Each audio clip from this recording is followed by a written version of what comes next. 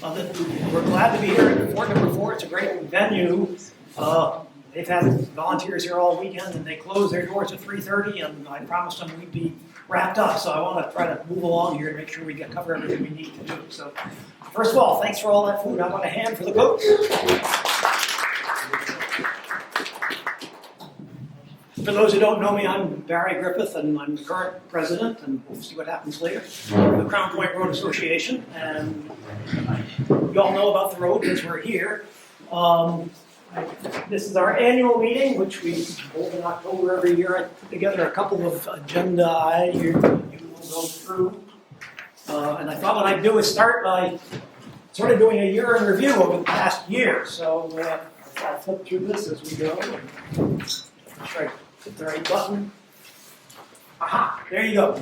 So we started over the winter. Our board of directors and others get together once a month or so and try to come up with our agenda for the year. And all of you, if you're members, got the schedule in April, and it was a pretty ambitious one. In 6 months, we had 12 outings scheduled, and we didn't get to all of those, and we got some other stuff done as well. So I thought I'd go through what we did, just for those of you that couldn't make it. None of us could make it to all of them. We started out the year. This was a highlight in Pittsford for a dedication ceremony for Marker 45A, which is there. And many of you know this was put up by the DAR back in 1911, outside of Pittsford Village on the east side of Otter Creek, where there was a nice road and forts back in the 1770s or so.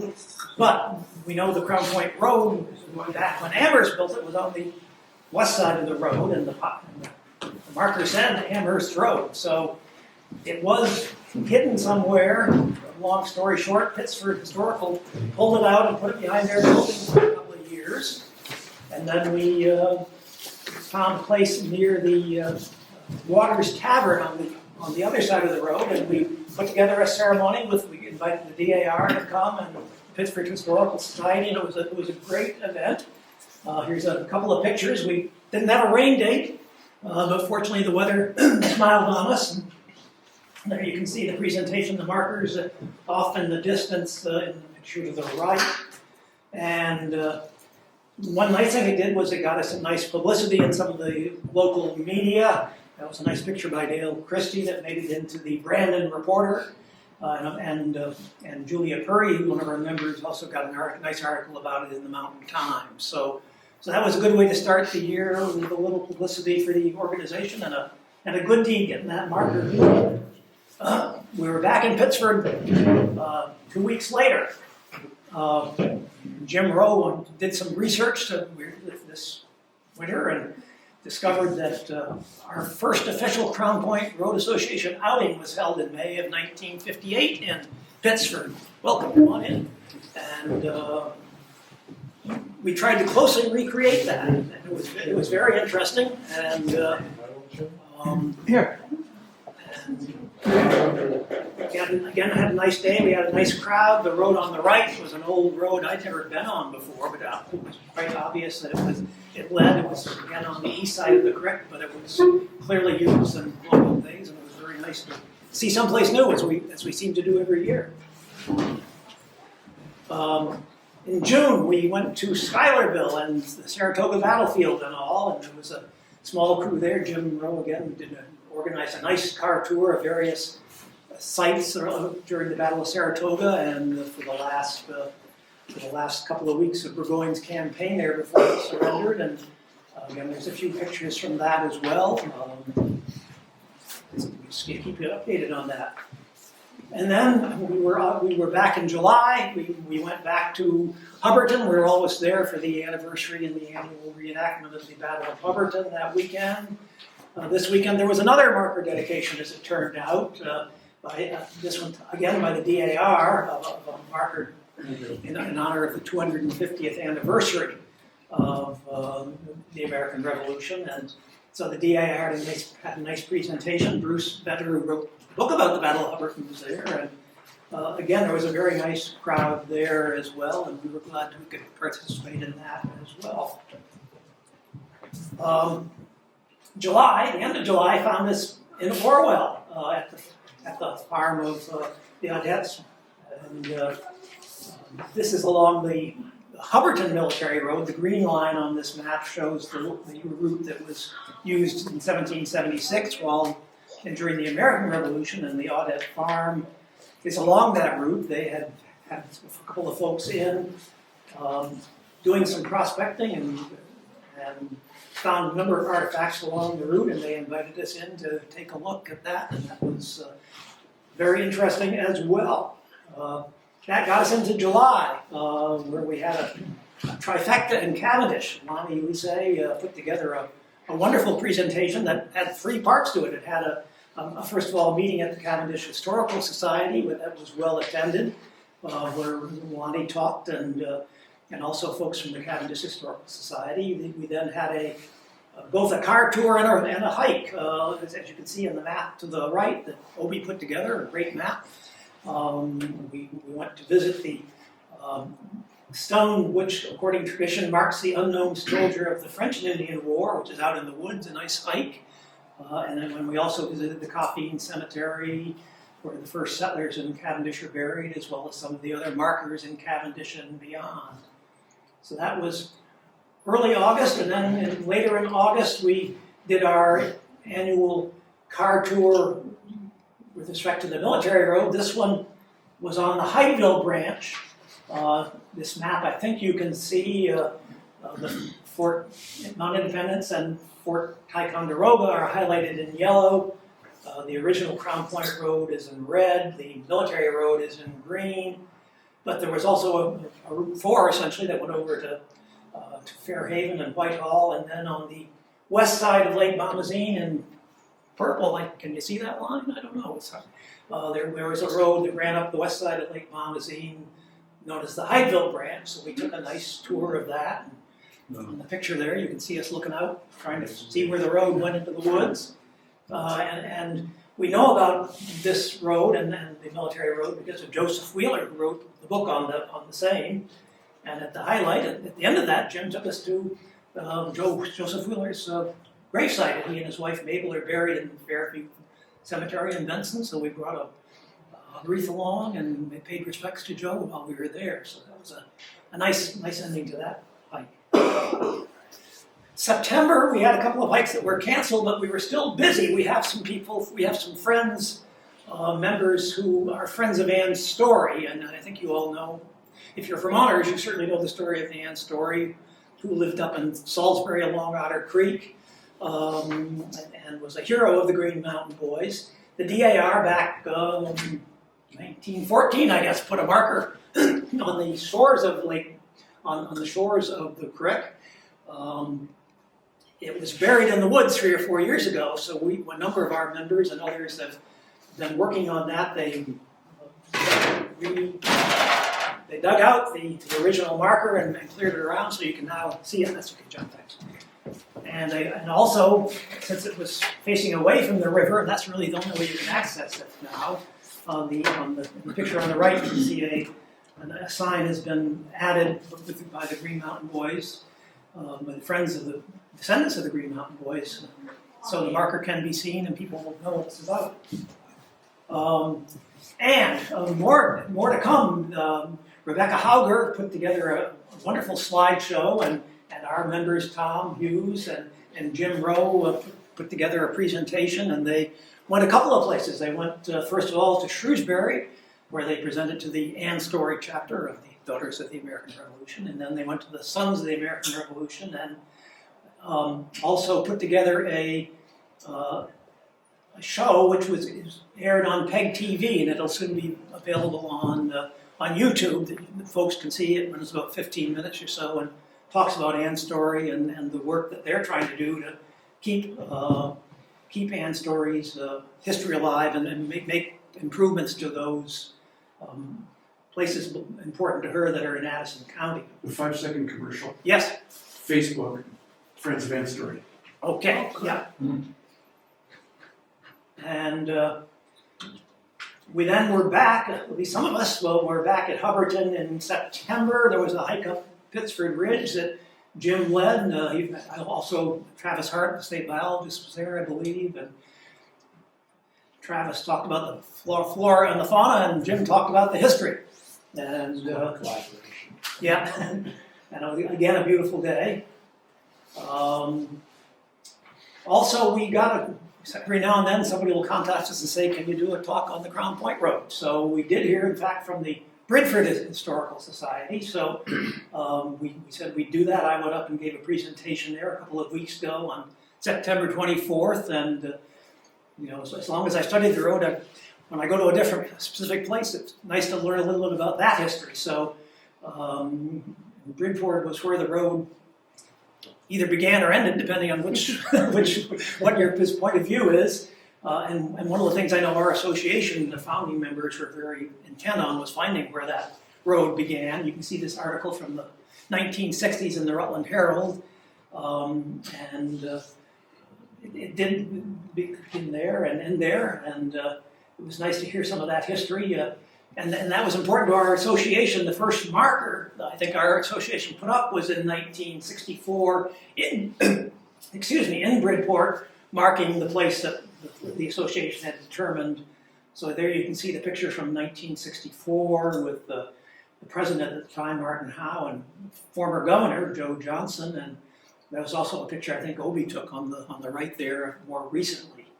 The lake's still there, but the trees have grown a little bit. And that gets us to now. So I've tried to dash through this. Any questions or comments we can pick up before we move on. But that's sort of the year in review in 10 minutes, I hope. So, again, we did a lot, and thanks to all those who contributed. So, any questions or comments? If not, we can move on. Okay. Next on the agenda, I think, is either our secretary or treasurer's report. What did I say? Secretary's report, Dale. All right.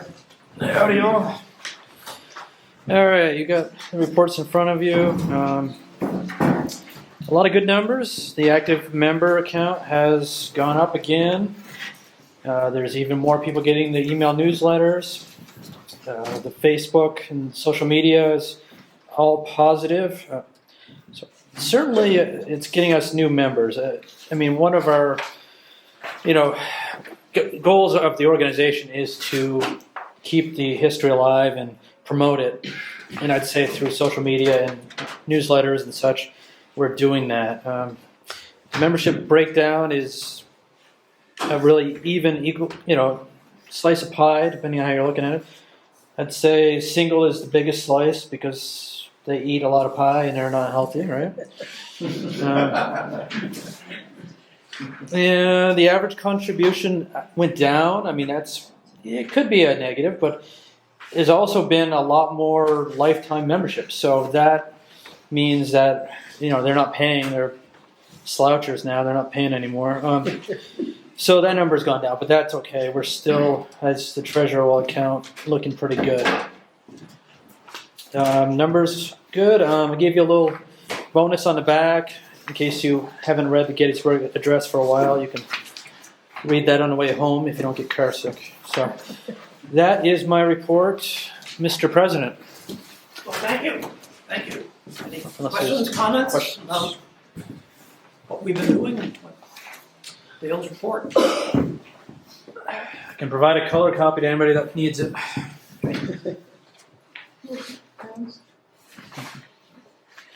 Hearing none, we can move on to our treasurer's report, which I guess has also been passed out, right? So we still have money. It's the most important thing. Speaking of pies, dues are still the majority of our pie. And on the other side, on expenses, it's kind of between shipping and other meetings. This year we actually are up by about two grand. The highest that we've ever been, actually, which is good for inflation. Anyway, part of this treasurer's report on the income is Ann's story that 290 is now up to 501, which is kind of nice. We're doing like a kind of working with them to do a funding thing to sort of keep their funds for them. Yeah, any questions? Let me know. So, I'm sorry, so the Ann Story funds, what are those? So do we have access to those funds, or does it belong to Ann Story? They belong to N-Story, but they're in our stuff right now, so I'm holding on to them It for saves them. Friends of Vance Story from having to create an organization, Right. so thank you. That makes sense. Do you want to say, give more than a 5-second talk about Ann's story while we're at it? The report probably should come from Jim. He and Gail purchased and launched the SS and Story. To get people. Oh, don't put my name in. I don't even get invited to the outings. So there's two locations. As far east as you can get in Cornwall is the cave monument at the site, no longer existent cave, in Cornwall on the bank of the Otter Creek, and about a quarter mile, we think, east of there is the cave site. So another monument, not cave site, cabin site, another monument there, and probably most of you have been. We'd love to take you if you haven't. It's just south of Shard Villa, which is now retired, but like a mansion. And so within a couple miles, cave site, cabin site, and gravestone, burial site for Anne. And we're just really looking forward to what we can get done before the 200, or in time for the 250th anniversary of everything, 1770s coming up. Yeah. What have I left out, Jim? Well, I can add this, that the cave monument was placed on the Cornwall side of Otter Creek in 1914 by the Mary Baker Allen chapter of the DAR. There was a monument and celebration at the cabin site in 1905, and that was placed by the colonial dames of the American Revolution. In time for the 1976 bicentennial, there was a log cabin, 18th century log cabin, that was found in the town of Addison, Vermont, and it was put up in time for the 1976 bicentennial celebration. And from then, well, in 1980, there was a 75-year anniversary of the placing of the cabin monument. So you can kind of get a sense that over the years there was multiple celebrations there. In 2004, they had another event there, and at the end of that day, that cabin was set on fire. There was an irate neighbor. So the site's been heavily neglected for the last almost 20 years. And I think 2 years ago, we started going down there, clearing it out, cutting the brush, getting the poison parsnip down. And a fundraising effort has been started to raise some funds, and we hope to either put the log cabin back up and have a fairly good celebration there in 2026. We're working with OSHA to see if we can get it made 100% out of asbestos. Oh, is that labor still there? Like, do They are, actually? but there was a big to-do with the town, and an agreement was made, and right away going down in was changed, and so we think it's okay now. It's a 0.6 acre lot. And he hasn't, when you guys have been working down there all summer, he hasn't come and No. said anything. So the clearing is going on down there, and we hope maybe by the time snow flies, we'll have all the brush cut and hopefully to burn it off. So that's the plan, and we're actually going to be applying for a grant to go towards some of the project here. So that's kind of the gist of it. Well, I think of it. We're here at Fort number 4. Sabrina Thomas is the new executive director. Hi, everyone. We're glad to be here. Our associations obviously have much in common, and folks who haven't been here for a while are very impressed with what you've been doing over the last year. So Thank you, and thank you for coming today. We'd love to have the fort filled out. well, we'll try to continue to do that. So thank you again. And so other old business. Any other comments, questions, old business?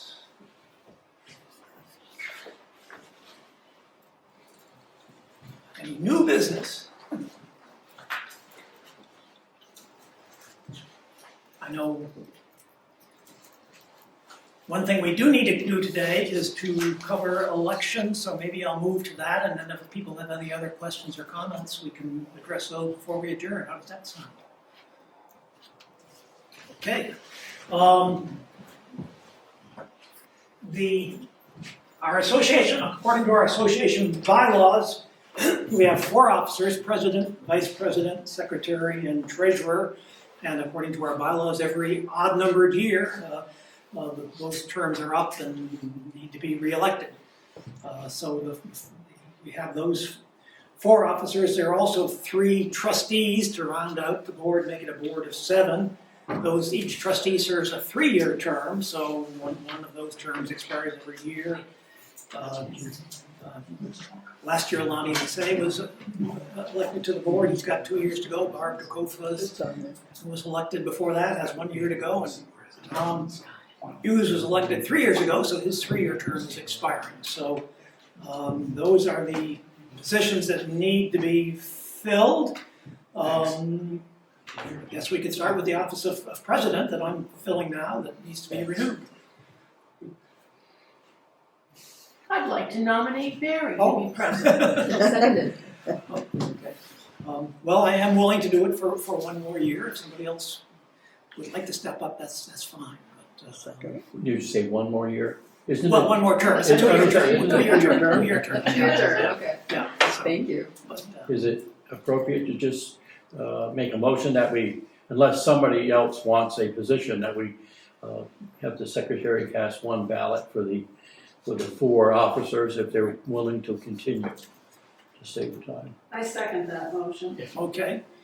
So let's just, I'm willing to serve another 2-year term. Dennis, you're vice president. You're willing I to guess serve. so. I guess so. Unless somebody. Okay. Secretary, Dale, 2 years more. Sure, I'm willing.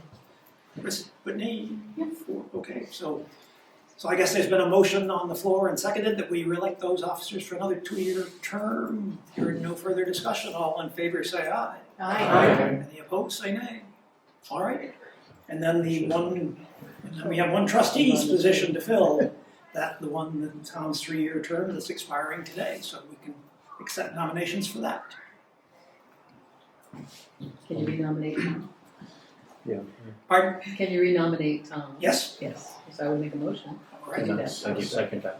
Well, Tom, I I'd think like you're, to make a long-winded campaign. okay. Well, we've actually, I don't know, Ellie may have something to say about that. Any other nominations? Hearing none, I'll declare the nominations closed. All in favor of Tom for another 3-year term, say aye. Aye. Any opposed, say nay. Okay, Tom, thank you. Our board will get together. We usually start convening in November, trying to get ideas for the next year. As you know, we have a pretty ambitious calendar that we try to put together, and we'll try to do. I think we did a great job this year. We'll try to do a great job for 2024 as well. I was going to suggest that maybe we try to do something with the markers in Fort number 4 next year. It's been a while since we've done the New Hampshire ones, and I've heard comment from at least one of our officers that they'd never done the markers in New Hampshire. Yeah. So well, maybe that could be yeah. something I that. think that's a good idea, and Eileen. I think that's a good idea. Any other ideas people want to throw out there for the board to consider for 2024?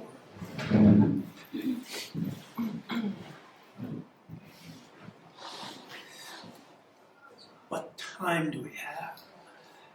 2:10. Aha, that. I promised Nellie we'd get to him by 2:15, so if anybody has anything further, we've got 5 minutes to chat. If not, then we'll move right on.